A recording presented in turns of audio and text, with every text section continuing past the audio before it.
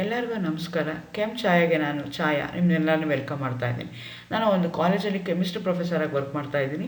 ನನ್ನ ಇಂಟೆನ್ಷನ್ ಏನು ಈ ಚಾನೆಲ್ನ ಸ್ಟಾರ್ಟ್ ಮಾಡೋದಕ್ಕೆ ಅಂದರೆ ಸಾಧ್ಯ ಆದಷ್ಟು ಕೆಮಿಸ್ಟ್ರಿ ರಿಲೇಟೆಡ್ ಟಾಪಿಕ್ಸ್ನ ಕನ್ನಡದಲ್ಲಿ ಸಿಂಪಲಾಗಿ ಹೇಳುವಂಥ ಪ್ರಯತ್ನನ ನಾನು ಮಾಡ್ತಾ ಇದ್ದೀನಿ. ನಾನು particularly Bangalore central university BSc chemistry syllabus ಏನಿದೆಯಲ್ಲ ಅದನ್ನು ನಾನು ಅಪ್ಲೋಡ್ ಮಾಡೋದಕ್ಕೆ ಟ್ರೈ ಮಾಡ್ತಾ ಇದ್ದೀನಿ. ಇವತ್ತಿನ ಎಪಿಸೋಡಲ್ಲಿ ನಾನು relative stabilities of cycloalkanes, Sachse Mohr theory of strainless rings ಬಗ್ಗೆ ಹೇಳೋದಕ್ಕೆ ಪ್ರಯತ್ನ ಪಡ್ತಾ ಇದ್ದೀನಿ. ಆ್ಯಕ್ಚುಲಿ ನಾನು ಸೈಕ್ಲೋಆಲ್ಕೇನ್ಸ್ ಮೇಲೆ ಇದನ್ನೊಂದು 4ನೇ ವಿಡಿಯೋ. ಮೊದಲನೇ ವಿಡಿಯೋದಲ್ಲಿ ಅಬೌಟ್ ನಾಮನ್ಕ್ಲೇಚರ್ ಆಫ್ ಸೈಕ್ಲೋಆಲ್ಕೇನ್ಸು ಅದರ ಡೆಫಿನೇಷನ್ ಹೇಳಿದ್ದೀನಿ. ಎರಡನೇದಲ್ಲಿ stability of cycloalkanes based on their reactions ಹೇಳೋದಕ್ಕೆ ಪ್ರಯತ್ನ ಪಡ್ತಾ ಇದ್ದೀನಿ. ನೆಕ್ಸ್ಟ್ ಥರ್ಡ್ ಎಪಿಸೋಡಲ್ಲಿ ನಾನು relative stabilities of cycloalkanes based on Baeyer strain theory ಹೇಳಿದ್ದೀನಿ. ಇವತ್ತಿನ ಎಪಿಸೋಡಲ್ಲಿ ನಾನು relative stability of cycloalkanes based on ringless strains which was proposed by Sachse Mohr ಅದ್ರ ಬಗ್ಗೆ ಹೇಳೋದಕ್ಕೆ ಪ್ರಯತ್ನ ಪಡ್ತಾ ಇದ್ದೀನಿ. Again welcome to Chaya. ನನ್ನ ಚಾನಲ್ನ ಸಬ್ಸ್ಕ್ರೈಬ್ ಮಾಡಿ, ಶೇರ್ ಮಾಡಿ. So Sachse Mohr theory of strainless rings ಏನು ಕಾನ್ಸೆಪ್ಟ್ ಬಂತು ಅಂತಂದರೆ, ನಾನು ಯಾವುದೇ ಒಂದು ಸೈಕ್ಲೋಆಲ್ಕೇನ್ಸ್ನ ತೊಗೊಂಡ್ರೆ ದೇ ಆರ್ ಸ್ಯಾಚುರೇಟೆಡ್ ಕಾಂಪೌಂಡ್ಸ್. ಎಲ್ಲ ಸ್ಯಾಚುರೇಟೆಡ್ ಕಾಂಪೌಂಡ್ಸು ಯಾವ ಥರ ರಿಯಾಕ್ಷನ್ಸ್ ಆಗಬೇಕು, ಸಬ್ಸ್ಟಿಟ್ಯೂಷನ್ ರಿಯಾಕ್ಷನ್ಸ್ ಆಗಬೇಕು. But cyclopropane, cyclobutane they are undergoing a addition reaction rather than substitution reaction. Even they are a saturated compound. ಅದು ಯಾಕೆ ಅಂತ ಅಂದರೆ ಅವು they are undergoing a ring opening reaction. Addition of hydrogen ಮಾಡಿದಾಗ ಅಥವಾ addition of chlorine ಮಾಡಿದಾಗ ಅವು ಏನಾಗಬೇಕಾಗಿತ್ತು, ಸಬ್ಸ್ಟಿಟ್ಯೂಷನ್ ರಿಯಾಕ್ಷನ್ ಆಗಬೇಕಾಗಿತ್ತು. ಆಗದಲ್ಲೇ ಏನಾಗ್ತಿತ್ತು, ರಿಂಗ್ ಓಪನಿಂಗ್ ರಿಯಾಕ್ಷನ್ ಆಗಿ ಅವೇನಾಗ್ತಿತ್ತು, ಸ್ಯಾಚುರೇಟೆಡ್ ಕಾಂಪೌಂಡ್ ಆಗಿ ಅಥವಾ ಓಪನ್ ಚೈನ್ ಕಾಂಪೌಂಡ್ ಆಗಿ ಕನ್ವರ್ಟ್ ಆಗ್ತಿತ್ತು. ಸೊ ಅದು ಯಾಕೆ ಆ ಥರ ಕನ್ವರ್ಟ್ ಆಗ್ತಿದೆ ಅಂತ ಎಕ್ಸ್ಪ್ಲೇನ್ ಮಾಡೋದಕ್ಕೆ ಬೇಯರ್ ಏನು ಮಾಡ್ತಾನೆ, ಒಂದು ಟರ್ಮ್ನ ಯೂಸ್ ಮಾಡ್ತಾನೆ, ಆ್ಯಂಗಲ್ ಸ್ಟ್ರೈನ್ ಅಂತ ಹೇಳ್ತಾನೆ. ಬೇಸ್ಡ್ ಆನ್ ದಟ್ ನಮ್ಮ ಮಾಲಿಕ್ಯೂಲು ಸ್ಟೇಬಲ್ಲ ಅನ್ಸ್ಟೇಬಲ್ಲ ಅಂತ ಹೇಳ್ತಾ ಹೋಗ್ತಾನೆ. ಆ್ಯಂಗಲ್ ಸ್ಟ್ರೈನ್ ಅಂದರೆ ಏನು ಅಂದರೆ, ನಮಗೆ ಟೆಟ್ರಾಹೈಡ್ರಲ್ ಕಾರ್ಬನ್ ಇದ್ದಾಗ ಅದರದ್ದು bond angle, normal bond angle ಎಷ್ಟಿರಬೇಕು ಅಂದರೆ 109 ಡಿಗ್ರಿ 28 ಮಿನಿಟ್ಸ್ ಇರಬೇಕು. ಸೊ ನನ್ನ ಮಾಲಿಕ್ಯೂಲಲ್ಲಿ ಇರುವಂಥದ್ದು ಆ್ಯಂಗಲ್ಲು ನಾರ್ಮಲ್ ಟೆಟ್ರಾಹೈಡ್ರಲ್ ಆ್ಯಂಗಲ್ಗಿನ್ನೂ ಡಿವಿಯೇಷನ್ ಆಯಿತು ಅಂತಂದರೆ, ಹೈಯರ್ ಆಗ್ಬೋದು ಅಥವಾ ಲೋಯರ್ ಆಗ್ಬೋದು, ಅಲ್ಲೇ ಡಿವಿಯೇಷನ್ ಆಯಿತು ಅಂತಂದರೆ ಆವಾಗ ಅಂಥ ಡಿವಿಯೇಷನ್ಗೆ ನಾನೇನಂತ ಕರಿತೀನಿ ಅಂತಂದರೆ ಆ್ಯಂಗಲ್ ಸ್ಟ್ರೈನ್ ಅಂತ ಕರಿತೀನಿ. ಆ್ಯಂಗಲ್ ಸ್ಟ್ರೈನ್ ಜಾಸ್ತಿ ಆದಂಗೆ ನನ್ನ ಮಾಲಿಕ್ಯೂಲು ಅನ್ಸ್ಟೇಬಲ್ ಆಗ್ತಾ ಹೋಗುತ್ತೆ. ಅನ್ಸ್ಟೇಬಲ್ ಆಗಿರೋದಕ್ಕೋಸ್ಕರ ಈಸಿಯಾಗಿ ರಿಂಗ್ ಓಪನಿಂಗ್ ರಿಯಾಕ್ಷನ್ಸ್ ಆಗುತ್ತೆ, even at A lower temperature ಅಂತ ಅವನು ಹೇಳ್ತಾನೆ. ಸೊ ಸಕ್ಸಸ್ಫುಲ್ಲಾಗಿ ಸೈಕ್ಲೋಪ್ರೋಪೇನ್, ಸೈಕ್ಲೋಬ್ಯೂಟೇನ್, ಸೈಕ್ಲೋಪೆಂಟೇನ್ದು ಬೇಯರ್ ಸ್ಟೈನ್ ಏನು ಹೇಳ್ತಾನೆ ಅಂದರೆ ಪಾಸ್ಟುಲೇಟ್ಸ್ನ ಹೇಳಿಬಿಟ್ಟು ಅಷ್ಟನ್ನು ಆ್ಯಂಗಲ್ ಸ್ಟ್ರೈನ್ ಕ್ಯಾಲ್ಕುಲೇಟ್ ಮಾಡಿ ಎಲ್ಲದಕ್ಕಿಂತ ಮ್ಯಾಕ್ಸಿಮಮ್ ಆ್ಯಂಗಲ್ ಸ್ಟ್ರೈನ್ ಇರೋದು ಸೈಕ್ಲೋಪ್ರೋಪೇನ್ಗೆ. ಹಾಗಾಗಿ that is highly strained molecule. Strain ಇರೋದಕ್ಕೋಸ್ಕರ, ಆ್ಯಂಗಲ್ ಸ್ಟ್ರೈನ್ ಜಾಸ್ತಿ ಇರೋದಕ್ಕೋಸ್ಕರ that molecule is highly unstable. ಅದಾದಮೇಲೆ ನೆಕ್ಸ್ಟು ಸೈಕ್ಲೋಬ್ಯೂಟೇನ ತೊಗೊಳ್ತಾನೆ. ಅಲ್ಲಿ ಆ್ಯಂಗಲ್ ಸ್ಟ್ರೈನ್ ಏನಾಗಿದೆ compared to that of cyclopropane, angle strain ಕಡಿಮೆ ಇದೆ. ಹಾಗಾಗಿ that is much more stable than cyclopropane ಅಂತ ಹೇಳ್ತಾರೆ. ಸೈಕ್ಲೋಪೆಂಟೇನಿಗೆ ತೊಗೊಂಡ್ರೆ ಆ್ಯಂಗಲ್ ಸ್ಟ್ರೈನ್ ಇನ್ನೂ ಕಡಿಮೆ ಇರುತ್ತೆ. ಹಾಗಾಗಿ ಸೈಕ್ಲೋಪೆಂಟೇನ್ ಇಸ್ ಮೋರ್ ಸ್ಟೇಬಲ್ ಅಂತ ಹೇಳ್ತಾರೆ based on their angle strain. But he fails to explain the stability of cyclohexane. ಸೈಕ್ಲೋಹೆಕ್ಸೇನ್ದು ಹಾಗೆ ಕ್ಯಾಲ್ಕುಲೇಟ್ ಮಾಡಿದಾಗ ಅಲ್ಲಿ ಏನಾಗ್ತಿತ್ತು ಅಂತಂದರೆ -5.44 ಬರ್ತಿತ್ತು. ವಿಚ್ ವಾಸ್ ಅಕಾರ್ಡಿಂಗ್ ಟು ಅವನ ಕಾನ್ಸೆಪ್ಟ್ ಪ್ರಕಾರ ಅದೇನಾಗ್ತಿತ್ತು, ಅಲ್ಲಿ ಆ್ಯಂಗಲ್ ಸ್ಟ್ರೈನ್ ಇದೆ. ಆ್ಯಂಗಲ್ ಸ್ಟ್ರೈನ್ ಇದ್ದಾಗ ಏನಾಗಬೇಕಾಗಿತ್ತು, instead of undergoing a substitution reaction ಅದು ಏನಾಗಬೇಕಾಗಿತ್ತು, ಅಡಿಷನ್ ರಿಯಾಕ್ಷನ್ ಆಗಬೇಕಾಗಿತ್ತು. ಆದರೆ ಸೈಕ್ಲೋಹೆಕ್ಸೇನು ಅಡಿಷನ್ ರಿಯಾಕ್ಷನ್ಸ್ ಆಗ್ತಾ ಇರಲಿಲ್ಲ. ಅದು ಯಾಕೆ ಅಂತ ಅವನು ಎಕ್ಸ್ಪ್ಲೈನ್ ಮಾಡೋದಕ್ಕೆ ಸಾಧ್ಯ ಆಗಲಿಲ್ಲ. ಸೊ ಅದನ್ನು ಎಕ್ಸ್ಪ್ಲೈನ್ ಮಾಡೋಕ್ಕೆ we have a theory. That theory is called as Sachse Mohr theory of strainless rings ಅಂತ ಹೇಳ್ತಾರೆ. Relative stabilities of cyclohexane up to cyclopentane was satisfactorily explained by Baeyer strain theory. ಅದರದ್ದು Baeyer strain ಥಿಯರಿದು limitation ಏನು ಅಂದರೆ, cyclohexane highers members of the ಸೈಕ್ಲೋಹೆಕ್ಸೇನ್ದು relative ಸ್ಟೆಬಿಲಿಟೀಸ್ನ ಅವನು ಹೇಳೋದಕ್ಕೆ ಫೇಲ್ ಆಗ್ತಾನೆ. That is the limitations of Baeyer strain theory. ಆ ಲಿಮಿಟೇಷನ್ಸ್ನ ಎಕ್ಸ್ಪ್ಲೇನ್ ಮಾಡೋಕ್ಕೆ we have a theory. That theory is called as Sachse Mohr concept ಅಂತ ಹೇಳ್ತೀವಿ. 1918 ಇಬ್ಬರು Sachse and Mohr, 2 different scientist, ಅವರಿಬ್ಬರು ಪ್ರಪೋಸ್ ಮಾಡ್ತಾರೆ. ಇವರೇನು ಹೇಳ್ತಾರೆ, ನನ್ನ ಮಾಲಿಕ್ಯೂಲಲ್ಲಿ ಯಾವುದೇ ರೀತಿಯಾದ ಸ್ಟ್ರೆಸ್ ಇಲ್ಲ, ಯಾವುದೇ ರೀತಿಯಾದ ಸ್ಟ್ರೈನ್ ಇಲ್ಲ, ಆ್ಯಂಗಲ್ ಸ್ಟ್ರೈನೇ ಇಲ್ಲ ನನ್ನ ಮಾಲಿಕ್ಯೂಲಲ್ಲಿ ಅಂತ ಅವರು ಹೇಳ್ತಾ ಹೋಗ್ತಾರೆ. So concept we are going to call it as Sachse Mohr concept of strainless rings ಅಂತ ಹೇಳ್ತೀವಿ. ಇಲ್ಲಿ ಅವ್ರೇನು ಹೇಳ್ತಾರೆ ಅಂತಂದರೆ, ಆ್ಯಕ್ಚುಲಿ ಬೇಯಸ್ದು ಅವನು ಪಾಸ್ಟುಲೇಟ್ಸ್ನ ಪ್ರಪೋಸ್ ಮಾಡಿದ್ದ. ಅದರಲ್ಲಿ ಒನ್ ಆಫ್ ದಿ ಪಾಸ್ಟುಲೇಟ್ಸ್ ಏನು ಹೇಳ್ತಾನೆ ಅಂದರೆ, all molecules are planar in nature ಅಂತ ಹೇಳ್ತಾನೆ. ಕಾರ್ಬನ್ ಆಟಮು, ನನ್ನ ಮಾಲಿಕ್ಯೂಲಲ್ಲಿ ಇರುವಂಥ ಕಾರ್ಬನ್ ಆಟಮ್ಸು ಎಲ್ಲ ಒಂದೇ ಪ್ಲೇನ್ ಆಗಿದೆ ಅಂತ ಹೇಳ್ತಾರೆ. ಆದರೆ ಇವರೇನು ಹೇಳ್ತಾರೆ ಅಂತಂದರೆ, they are not in one plane. ಒಂದೇ ಪ್ಲೇನಲ್ಲಿದ್ದರೆ ಏನಾಗುತ್ತೆ, they going to have lot of stress, lot of strain. ಆ ಸ್ಟ್ರೈನ್ನ ಮಿನಿಮೈಸ್ ಮಾಡ್ಕೊಳ್ಳೋಕ್ಕೆ ಮಾಲಿಕ್ಯೂಲ್ ಏನು ಮಾಡ್ತವೆ ಅಂದರೆ, they going to stay in 2 different layers, multi layered ಲೇಯರಲ್ಲಿ ಆ್ಯಂಗಲ್ ಸ್ಟ್ರೈನ್ನ ಮಿನಿಮೈಸ್ ಮಾಡ್ಕೊಳ್ಳೋಕೆ ಅವೇನು ಮಾಡ್ತವೆ, ಚೇಂಜ್ ಮಾಡ್ಕೊಳ್ತವೆ.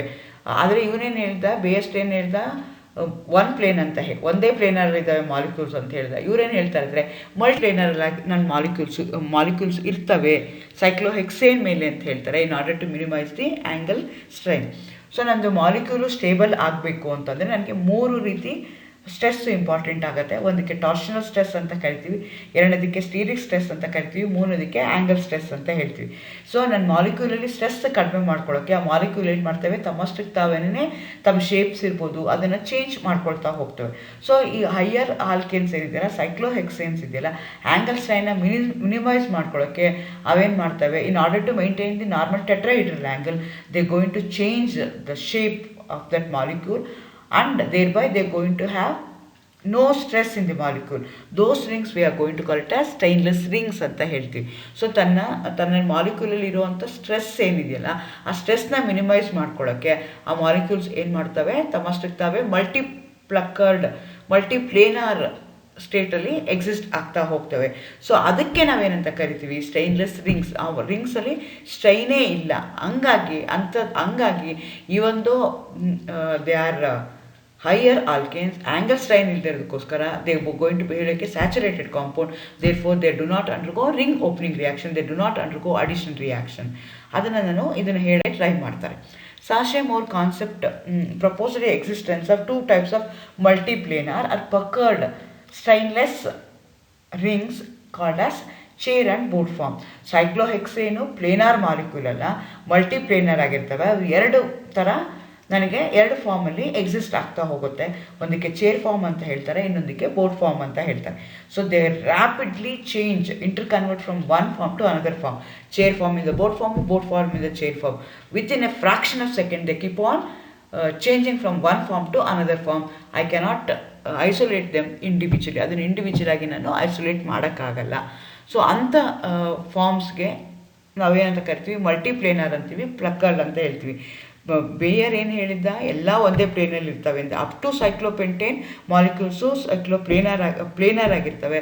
ಸೈಕ್ಲೋಹೆಕ್ಸೇನ್ ಆದಮೇಲೆ ಏನು ಬರ್ತಾವಲ್ಲ, cycloalkanes, they are not planar molecules, they are multiplanar or puckered planar ಆಗಿರ್ತವೆ. Therefore those molecules do not have angle stress. So 109 degree 28 ಮಿನಿಟ್ಸ್ನ ನಾರ್ಮಲ್ ಟೆಟ್ರಾಹೆಡ್ರಲ್ ಆ್ಯಂಗಲ್ನೇ ಮೇಂಟೈನ್ ಮಾಡ್ಕೊಳ್ತವೆ. ಹಾಗಾಗಿ ಆ ಮಾಲಿಕ್ಯೂಲ್ಸಲ್ಲಿ ಸ್ಟ್ರೆಸ್ ಇರಲ್ಲ. ಅಂಥ ಮಾಲಿಕ್ಯೂಲ್ಸ್ಗೆ ಅವ್ರು ಏನಂತ ಕರೀತಾರೆ, ಸ್ಟೈನ್ಲೆಸ್ ರಿಂಗ್ಸ್ ಅಂತ ಕರೀತಾರೆ. ಆ 2 ಫಾರ್ಮ್ಸ್ ಇದೆಯಲ್ಲ, ಅದನ್ನು ಫ್ಲಿಪ್ ಒಂದು ಫಾರ್ಮಿಂದ ಒಂದು ಫಾರ್ಮ್ಗೆ ಪಟ ಚೇಂಜ್ ಆಗ್ತಾ ಇರ್ತವೆ. ಸೊ ಅದನ್ನೇ ಐಸೋಲೇಟ್ ಮಾಡೋಕ್ಕೆ ಚೇರ್ ಫಾರ್ಮಲ್ಲೇ ಐಸೋಲೇಟ್ ಮಾಡ್ತೀನಿ, ಬೋರ್ಡ್ ಫಾರ್ಮಲ್ಲೇ ಐಸೋಲೇಟ್ ಮಾಡ್ತೀನಿ ಅಂತ ನಾನು ಇಂಡಿವಿಜುವಲಾಗಿ ಐಸೋಲೇಟ್ ಮಾಡೋಕ್ಕಾಗಲ್ಲ. Because they keep on flipping from one form to another form. ಅವೆರಡು form interconvertible. Energy difference ಎಷ್ಟಿದೆ ಅಂದರೆ 27 ಕಿಲೋಜೌಲ್ಸ್ ಪರ್ ಮೋಲ್. ಅಷ್ಟು ಎನರ್ಜಿ ನಾನು ಸಪ್ಲೈ ಮಾಡಿದ್ರೆ ಒಂದು ಫಾರ್ಮಿಂದ ಇನ್ನೊಂದು ಫಾರ್ಮ್ಗೆ ಕನ್ವರ್ಟ್ ಆಗ್ತವೆ.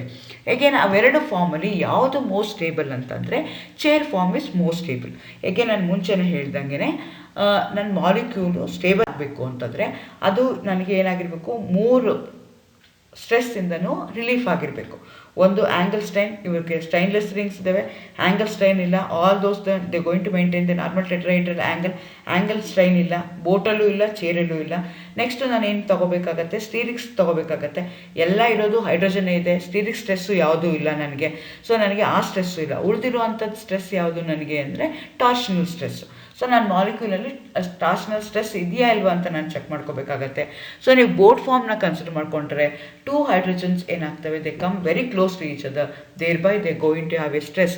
and that type of stress it is not found in chair form, it is found only in the boat form. Boat ಫಾರ್ಮಲ್ಲಿ ಏನಾಗ್ತಾ ಇದ್ದಾವೆ, ಎರಡು hydrogens they come very close to each other, thereby that molecule going to have the torsional stress ಇತ್ತು ಅಂದರೆ ನನ್ನ molecule ಏನಾಗುತ್ತೆ, unstable ಆಗ್ತಾ ಹೋಗುತ್ತೆ. ಚೇರ್ ಫಾರ್ಮಲ್ಲಿ ಏನಾಗ್ತವೆ ಅಂದರೆ ಆ ಥರ ಸ್ಟ್ರೆಸ್ ಇಲ್ಲ, ಹಾಗಾಗಿ ಅವು ಸ್ಟೇಬಲ್ ಆಗ್ತಾ ಇದ್ದಾವೆ. ಚೇರ್ ಫಾರ್ಮು ಬೋಟ್ ಫಾರ್ಮ್ನ ನಾನು ಕಂಪೇರ್ ಮಾಡಿದ್ರೆ ಚೇರ್ ಫಾರ್ಮಲ್ಲಿ ಟಾರ್ಷನಲ್ ಸ್ಟ್ರೆಸ್ ಇಲ್ಲ, ಬೋಟ್ ಫಾರ್ಮಲ್ಲಿ ಟಾರ್ಷನಲ್ ಸ್ಟ್ರೆಸ್ ಇದೆ, ಹಾಗಾಗಿ chair form is most stable. ನಾನು ಇಲ್ಲಿ ಚಿತ್ರಗಳನ್ನ ಕೊಟ್ಟಿದ್ದೀನಿ. ಆ ಮಾಲಿಕ್ಯೂಲ್ನ ಚೇರ್ ಅಂದರೆ ಅದು ಯಾಕೆ ಚೇರ್ ಅಂತ ಕರೀತಾರೆ ಅಂದರೆ it look like A chair. ಇಲ್ಲಿ ನಾನು ಚಿತ್ರದಲ್ಲಿ ತೋರಿಸಿದ್ದೀನಿ, ಒಬ್ಬ ಮನುಷ್ಯ ಏನು ಮಾಡಿದ್ದಾನೆ, ಚೇರ್ ಮೇಲೆ ಕೂತ್ಕೊಂಡಿದ್ದಾನೆ, ಆ ಚೇರ್ ಶೇಪಲ್ಲೇ ಇದೆ, ಹಾಗಾಗಿ ಅದನ್ನು ನಾನು ಕನ್ಸಿಡರ್ ಮಾಡ್ತಾ ಇದ್ದೀನಿ. ಅದೇ ಥರ ಬೋಟ್ನ ತೊಗೊಂಡ್ರೆ ಬೋಟ್ ಫಾರ್ಮ್ ಥರ ಇದೆ ಅದು, ಅದಕ್ಕೋಸ್ಕರ ಅದನ್ನು ಫಾರ್ಮ್ ಅಂತ ಕರೆದ್ರು. They are easily interconvertible from one form to another form. Again ಈಗ ನನಗೆ ಚೇರ್ ಫಾರ್ಮು ಮೋಸ್ಟ್ ಸ್ಟೇಬಲ್ ಅಂತ ಗೊತ್ತಾಯಿತು. ಆ ಚೇರ್ ಫಾರ್ಮಲ್ಲಿ ನನಗೆ ಎರಡು ರೀತಿ ಚೇರ್ ಫಾರ್ಮ್ಸ್ ಬರುತ್ತೆ. ಒಂದಕ್ಕೆ ಇಕ್ವಟೋರಿಯಲ್ ಅಂತ ಕರೀತಾರೆ, ಇನ್ನೊಂದಕ್ಕೆ ಆಕ್ಸಿಯಲ್ ಅಂತ ಕರೀತಾರೆ. ಸೊ ಆ ಸೈಕ್ಲೋಹೆಕ್ಸೇನಲ್ಲಿ, ಚೇರ್ ಫಾರ್ಮಲ್ಲಿರುವಂಥ ಸೈಕ್ಲೋಹೆಕ್ಸೇನಲ್ಲಿ ನನಗೆ ಒಟ್ಟು 12 ಹೈಡ್ರೋಜನ್ಸ್ ಇರುತ್ತೆ.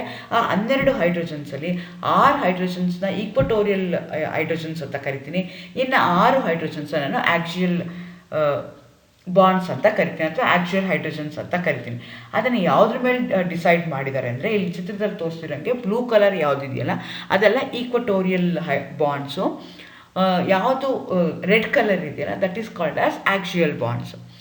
ಅದನ್ನು ಯಾವ ಬೇಸಿಸ್ ಮೇಲೆ ಮಾಡಿದ್ದಾರೆ ಅಂದರೆ when you consider the molecule, ಆ ಮಾಲಿಕ್ಯೂಲ್ 3 ಡೈಮೆನ್ಷನ್ ಸ್ಪೇಸಲ್ಲಿ 3 ಡೈಮೆನ್ಷನಲ್ಲಿ ಅಥವಾ ಸ್ಪೇಸಲ್ಲಿ ಇಟ್ಕೊಂಡಾಗ ಒಂದು hydrogen will come in the same plane of the other carbon atom ಯಾವುದಿರುತ್ತಲ್ಲ ಅದೇ ಸೇಮ್ ಪ್ಲೇನಲ್ಲಿ ಇತ್ತು ಅಂತ ಇಟ್ಕೊಳ್ಳೋಣ. ಅವಾಗ ಅದನ್ನ ಏನಂತ ಕರಿತೀನಿ, ಈಕ್ವಟೋರಿಯಲ್ ಅಂತ ಕರಿತೀನಿ. ಎಕ್ಸಾಕ್ಟ್ಲಿ ಅದಕ್ಕೆ ಆಪೋಸಿಟ್ ಇತ್ತು ಅಂತ ಇಟ್ಕೊಳ್ಳೋಣ, ಪ್ಯಾರಲಲ್ ಆಗಿತ್ತು ಅಂತ ಇಟ್ಕೊಳ್ಳೋಣ, 90 ಡಿಗ್ರಿಗಿತ್ತು ಅಂತ ಇಟ್ಕೊಳ್ಳೋಣ, either above the plane or below the plane, ಅವಾಗ ಅದನ್ನ ಏನಂತ ಕರಿತೀನಿ ನಾನು, ಆಕ್ಸಿಯಲ್ ಹೈಡ್ರೋಜನ್ಸ್ ಅಂತ ಕರಿತೀನಿ. ಸೊ ನನ್ನ ಮಾಲಿಕ್ಯೂಲ್ಸಲ್ಲಿ ಈ ಚೇರ್ ಫಾರ್ಮಲ್ಲೇ ಐದರ್ ನಂದು ಹೈಡ್ರೋಜನ್ ಈಕ್ವಟೋರಿಯಲ್ ಪೊಸಿಷನ್ ಇರ್ಬೋದು, ಇಲ್ಲ ಅಂದರೆ ಆಕ್ಸಿಯಲ್ ಪೊಸಿಷನ್ ಇರ್ಬೋದು. ಸೊ ಈ ಮಾಲಿಕ್ಯೂಲ್ಸಲ್ಲಿ ಸ್ಟ್ರೆಸ್ಸೇ ಇಲ್ಲ, ಹಾಗಾಗಿ ಬೇಯರ್ ಏನು ಹೇಳೋಕ್ಕಾಗಿಲ್ವಲ್ಲ ಅದನ್ನು ಇವರು ಸಾಶೆ ಆ್ಯಂಡ್ ಮೋರ್ ಕಾನ್ಸೆಪ್ಟಲ್ಲಿ ಈಸಿಯಾಗಿ ಎಕ್ಸ್ಪ್ಲೇನ್ ಮಾಡ್ತಾರೆ. So Sachse and Mohr concept ಏನು ಹೇಳುತ್ತೆ ಅಂದರೆ ಲಿಮಿಟೇಷನ್ಸ್ ಆಫ್ ಬೇಯರ್ ಸ್ಟೈನ್ ಏನಿತ್ತಲ್ಲ, he was fail to explain the stability of cyclohexane and its higher molecules. ಅದನ್ನು ನನಗೆ ಕಂಫರ್ಟಬಲ್ ಆಗಿ ಯಾವುದು ಹೇಳ್ತು ಅಂದರೆ ಸಾಶೆ ಮೋರ್ ಕಾನ್ಸೆಪ್ಟಲ್ಲಿ ಹೇಳ್ತು. ಇವರೇನು ಹೇಳ್ತಾರೆ ಅಂದರೆ in order to minimise the angle strain, cyclohexane ಏನು ಮಾಡ್ಕೊಳ್ಳುತ್ತೆ ಅಂದರೆ in order to maintain the normal tetrahedral angle they themself going to change the shape of the molecule. Planar ಆಗಿರಲ್ಲ, they become multi planar or puckered configuration ಆಗುತ್ತೆ. Thereby they going to have in 2 forms, they going to exist in 2 form. One is called as a chair form, other one is called us the boat form. So chair form most stable, ಯಾಕೆ ಅಂದರೆ torsional stress ಇಲ್ಲ, ಹಾಗಾಗಿ ಅದು most stable ಆಗಿರುತ್ತೆ. Again ನೀವು chair ಫಾರ್ಮ್ನ ತೊಗೊಂಡ್ರೆ ಅದರಲ್ಲಿ ಒಟ್ಟು 12 ಹೈಡ್ರೋಜನ್ಸಲ್ಲಿ 6ನ ಈಕ್ವಟೋರಿಯಲ್ ಹೈಡ್ರೋಜನ್ಸ್ ಅಂತ ಕರಿತೀವಿ, 6ನ ಆಕ್ಸಿಯಲ್ ಹೈಡ್ರೋಜನ್ಸ್ ಅಂತ ಕರಿತೀವಿ. Thank you.